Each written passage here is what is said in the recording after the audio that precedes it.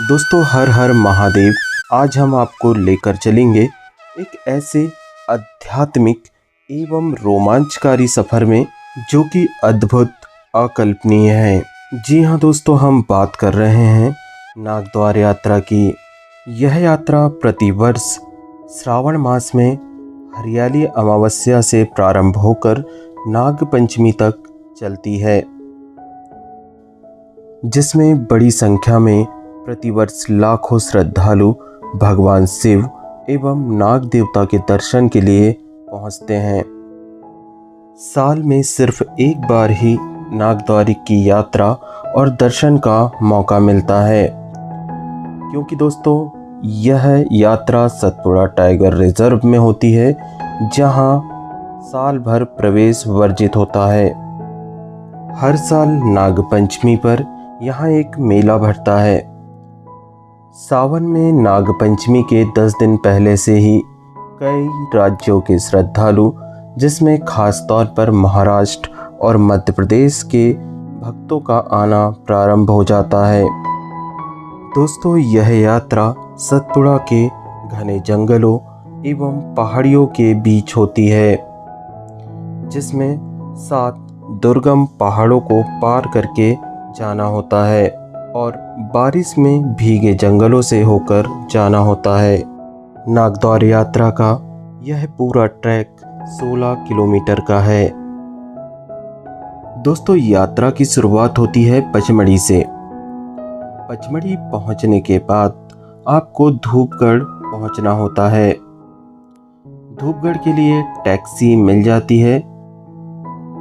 इसके अलावा पैदल यात्रा भी धूपगढ़ तक कर सकते हैं।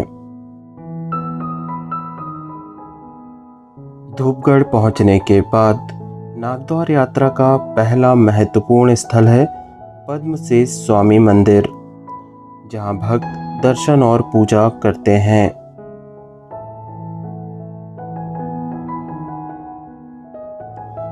दोस्तों इसके बाद श्रद्धालुओं को घने जंगलों और पहाड़ी रास्तों से होते हुए आगे बढ़ना पड़ता है।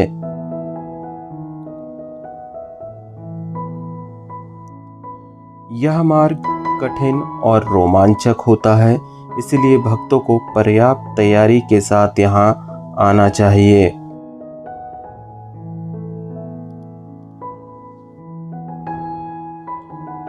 मार्ग में पड़ने वाली सतपुड़ा की इन खूबसूरत वादियों को देखकर मन प्रफुल्लित हो जाता है।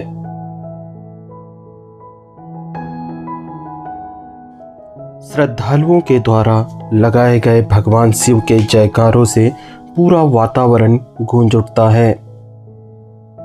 हर तरफ हरिहर हर हर महादेव और बम बम भोले की गूंज सुनाई देती है।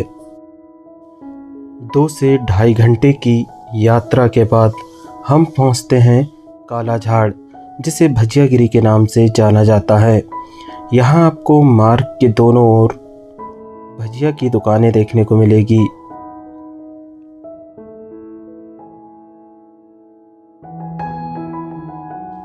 यहाँ पर रुककर लोग थोड़ा आराम करते हैं तथा खाना वगैरह खाकर यहाँ से अपनी यात्रा प्रारंभ करते हैं। भजियागिरी में चारों तरफ आपको भीड़ ही भीड़ नजर आएगी। दोस्तों यहाँ पर पीने के साफ पानी की व्यवस्था भी की गई है। हमने भी यहाँ रुककर भोजन किया और कुछ देर आराम करने के बाद यहाँ से अपनी यात्रा आगे के लिए प्रारंभ की।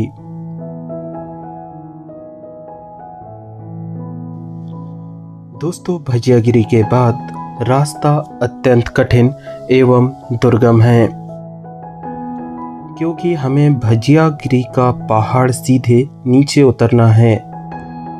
रास्ता आप देख सकते हैं।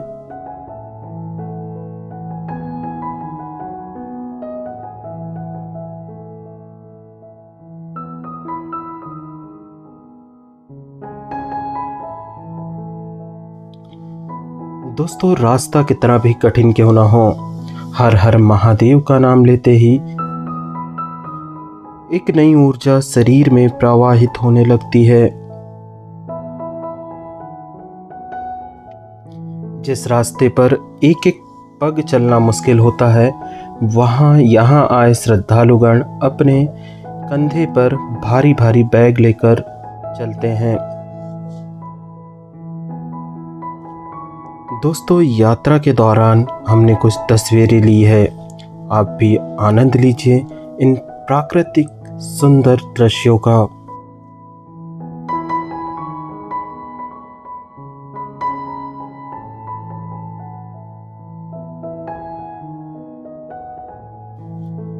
दोस्तों, भज्यागिरी के इस पहाड़ को उतरने में हमें 3 से 4 घंटे लग गए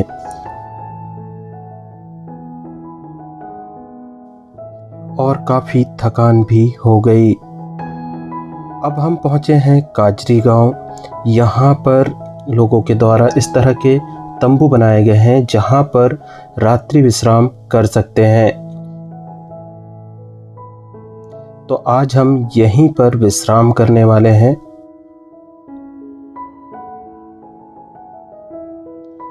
सड़क के मार्ग के दोनों तरफ आपको इस तरह के अस्थायी तंबू देखने को मिल जाएंगे।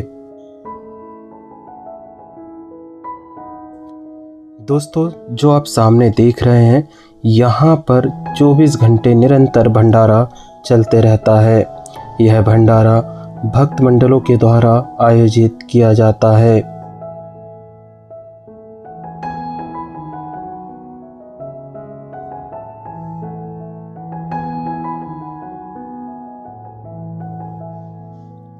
ये जो भंडारा आप देख रहे हैं, यह है श्री बिरजू शेष नागद्वार भक्तगण सेवा समिति के द्वारा आयोजित किया जाता है, जो कि प्रतिवर्ष मेले के दौरान निरंतर चलता रहता है।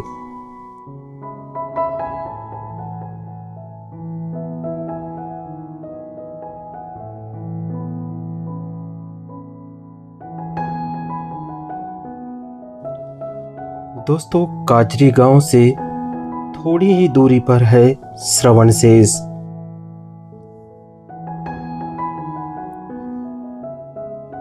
श्रवणशेष में दर्शन करने के बाद हम वापस काजरी गांव आ गए। दोस्तों, श्रवणशेष में भी निरंतर भंडारा चलता रहता है।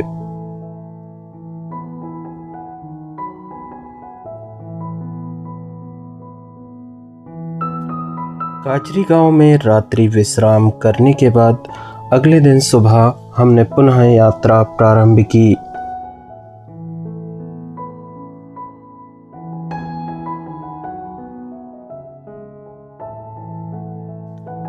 दोस्तों, हमने यहाँ पर भगवान श्री गणेश की पूजा अर्चना की।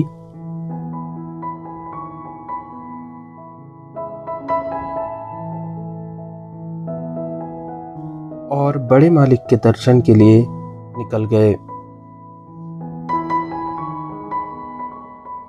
आगे का रास्ता और भी दुर्गम, कठिन और अत्यंत खतरनाक होने वाला था।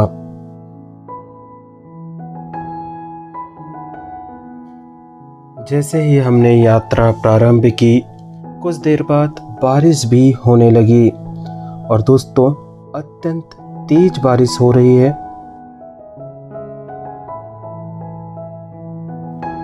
नागद्वार यात्रा का असली आनंद बारिश में ही है, क्योंकि यह यात्रा बारिश में ही होती है।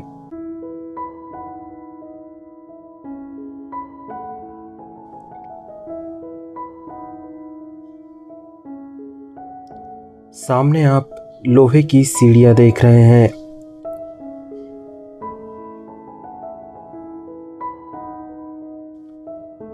जिन्हें पार करके हम पहुंचे जय भोले डमरू वाले शिव शक्ति सेवा मंडल तक, जहां मंडल के द्वारा गरम चाय का वितरण किया जा रहा था। दोस्तों, प्रकृति के इन खूबसूरत नज़ारों को देखकर आप दुनिया की सारी समस्याओं को भूल जाएंगे। यहाँ कुछ देर रुककर हमने यात्रा पुनः प्रारंभ की। आगे का मार्ग अत्यंत खतरनाक होता जा रहा था।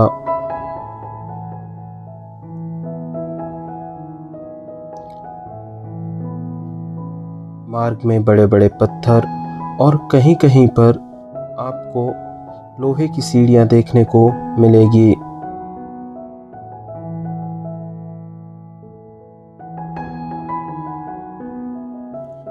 मार्ग कितना भी खतरनाक क्यों ना हो, श्रद्धालुओं के उत्साह में कोई कमी नहीं थी।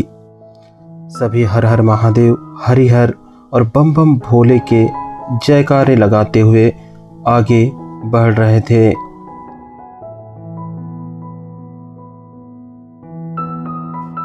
दोस्तों, कठिन यात्रा करने के बाद हम पहुंच गए बड़े मालिक के दरबार में।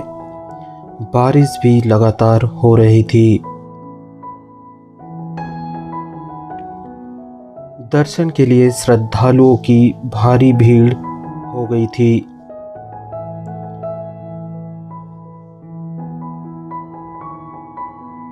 सभी हर हर महादेव, हरिहर और बम बम भोले के जयकारे लगा रहे थे तथा अपनी बारी का इंतजार कर रहे थे दर्शन के लिए।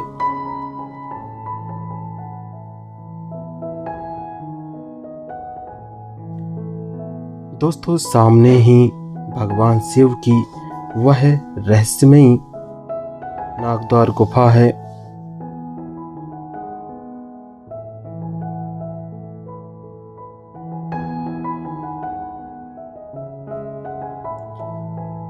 सभी भक्त कतार में लगे हुए हैं दर्शन के लिए।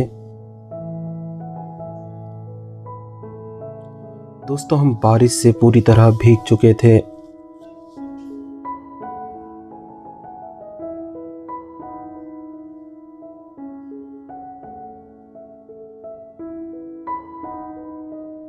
जब तक हमारी बारी आ रही है दर्शनों के लिए, तब तक यहाँ की पौराणिक कथा के बारे में भी जान लेते हैं। दोस्तों, ऐसा माना जाता है कि नागद्वार गुफा का द्वार नागलोक अर्थात पाताल लोक तक जाता है। पौराणिक कथाओं के अनुसार राजा परीक्षित को तक्षक नाग ने डस लिया था, जिससे उनकी मृत्यु हो गई। इस घटना से क्रोधित होकर उनके पुत्र जनमेजय ने नागों के संहार के लिए एक सर्प सत्र यज्ञ का आयोजन किया था। इस यज्ञ की अग्नि में एक एक करके सभी नाग भस्म होने लगे। जब तक्षक नाग को यह ज्ञात हुआ कि वह भी इस यज्ञ में जलकर भस्म हो जाएगा, तो वह भयभीत होकर भगवान शिव की शरण में पहुंचे।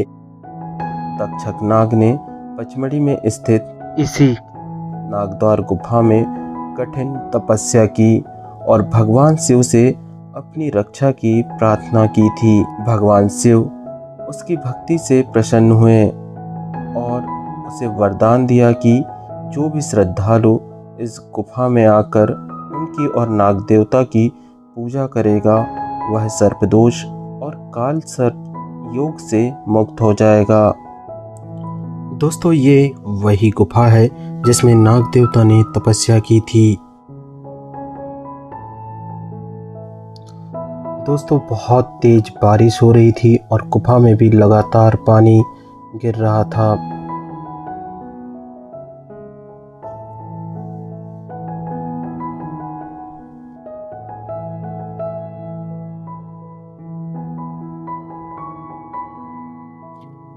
हमने भी नाग देवता के दर्शन किए और उसके बाद इस गुफा के ठीक ऊपर एक गुफा स्थित है, जहां पर नाग देवता की प्रतिमा स्थापित है। वहां पर भी हमने नाग देवता के दर्शन किए। दोस्तों, ये वही गुफा है। आप यहाँ सामने देख सकते हैं, एक विशाल झरना ऊपर से गिर रहा है और ठीक उसी के सामने स्थित है नाग देवता की प्रतिमा। आइए आपको भी दर्शन कराते हैं नाग देवता की इस प्रतिमा के।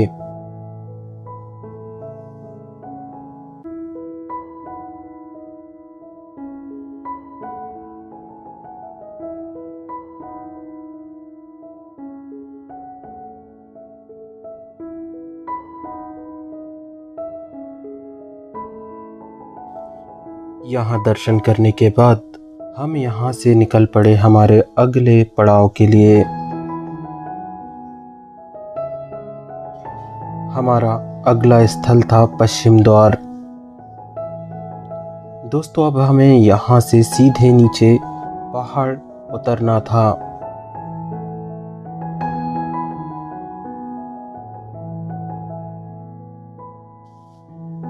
पहाड़ उतरने के बाद हम पहुँचे पश्चिम द्वार, जहाँ पर नाग देवता एवं भगवान शिव की प्रतिमा, साथ ही भगवान शिव का शिवलिंग स्थित है।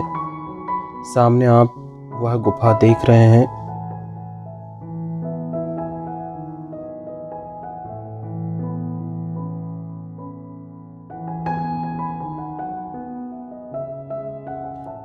यहाँ पर पश्चिम द्वार सेवा मंडल के द्वारा भंडारे का आयोजन किया जाता है।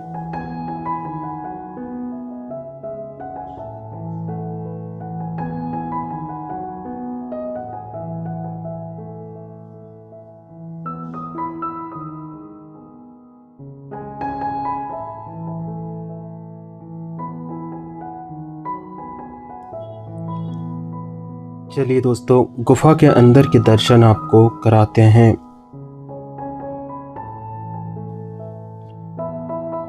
गुफा में गुप्त अंधेरा है और बारिश होने के कारण गुफा में पानी भी भरा हुआ है।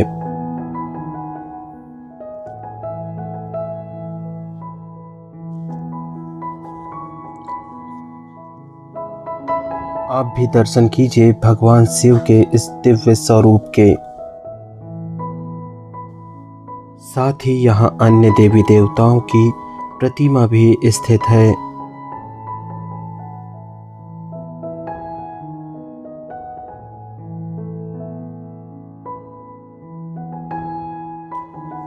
पश्चिम द्वार में दर्शन के बाद हमारा अगला पड़ाव था स्वर्ग द्वार।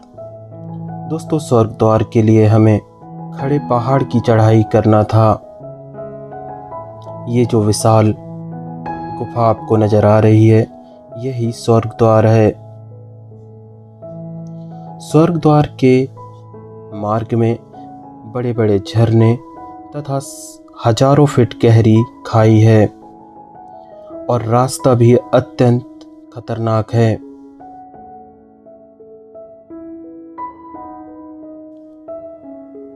इस मार्ग पर हम धीरे धीरे आगे बढ़ रहे थे।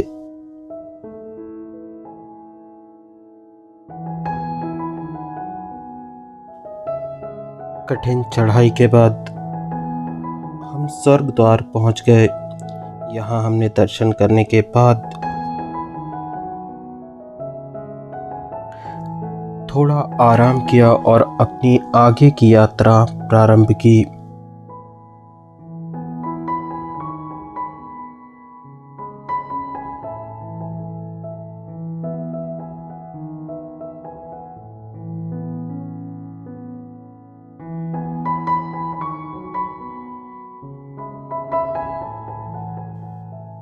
स्वर्ग द्वार के बाद आगे मार्ग में चिंतामन दादा, नागिनी पद्मिनी, धूनी वाले दादा, हल्दी शेष, गुलाल शेष और अम्बा माई के हमने दर्शन किए।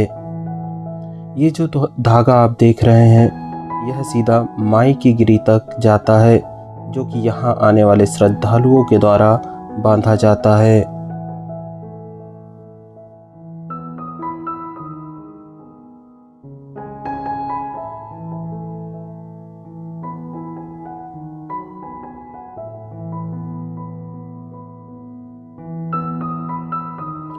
दोस्तों ऐसा माना जाता है कि यह धागा बांधने से भक्तों की समस्त मनोकामनाएं पूर्ण होती है।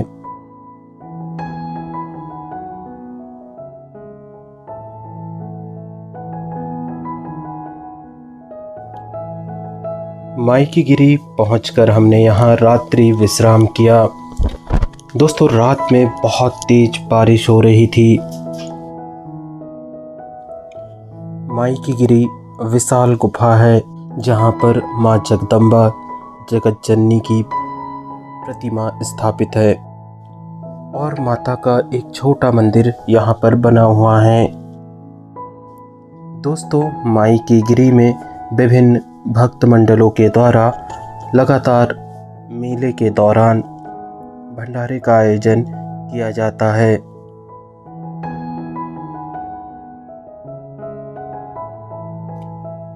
माई की गिरी से यह खूबसूरत विहंगम दृश्य नजर आता है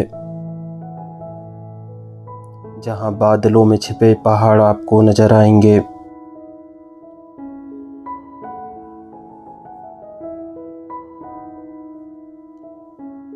दोस्तों, माई की गिरी के इस पहाड़ से नीचे उतरना है और वापस अब हम भजिया गिरी जाएंगे।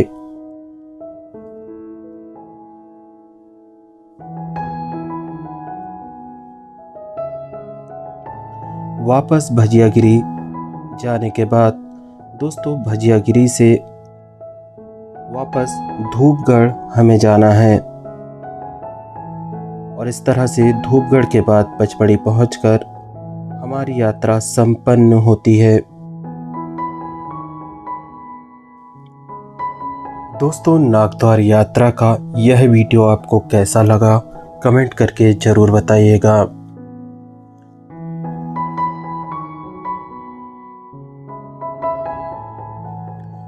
दोस्तों, इस वीडियो में हमने आपको इस यात्रा की सही और सटीक जानकारी देने की पूरी कोशिश की है। यदि कहीं कोई त्रुटि रह जाती है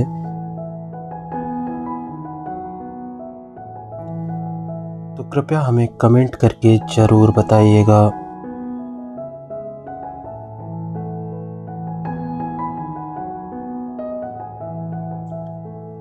चलिए दोस्तों, मिलेंगे आपसे फिर किसी नई यात्रा पर नए वीडियो के साथ। हम आपको छोड़े जाते हैं इन सुंदर प्राकृतिक दृश्यों के साथ।